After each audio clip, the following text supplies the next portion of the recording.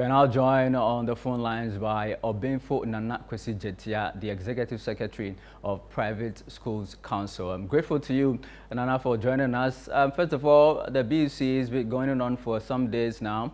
What's your impression of the examination? What have you observed? Thank you very much. Let me do a quick correction here. This is National Executive Director. Okay. Yes, today we were able to do some monitoring exercises at even Equiapim North, and I can say that everything is on course.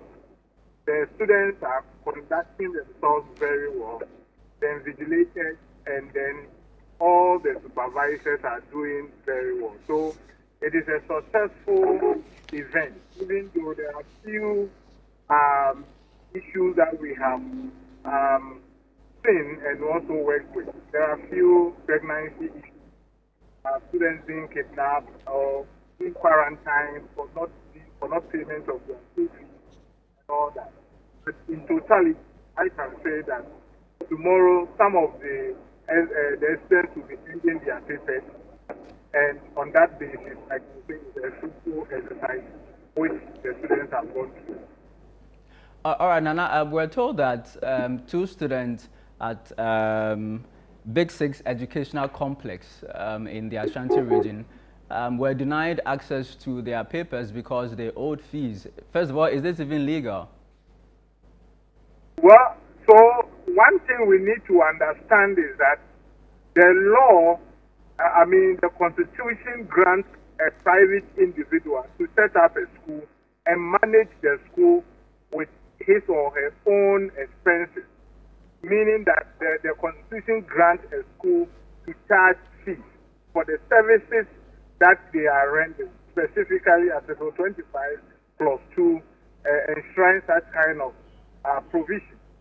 But one thing we have to also understand is that before we will be able to position this, whether it is legal or it's not legal, we have to get the contract signed, the kind of terms and conditions that exist between the school and the parents in this, the children or the parents in this question. Because if they have reduced their intention into contract, and it is within the fact that failure to payment of such kind of school fees is aligned to what the action that they have taken, then the law will permit that. But assuming that there are no written or there are no contracts to that effect, then it is highly illegal to act in that way. But what is the acceptable norm? I mean, if a child owes school fees, they are not allowed to write their BECE. What is the norm? So one thing we need to understand is that the moment a child registered with WAEC, the child becomes a candidate, and nobody or no institution can restrict the child for not taking his statutory exam, which is expected of the child. So that is a general kind of presumption that we need to have.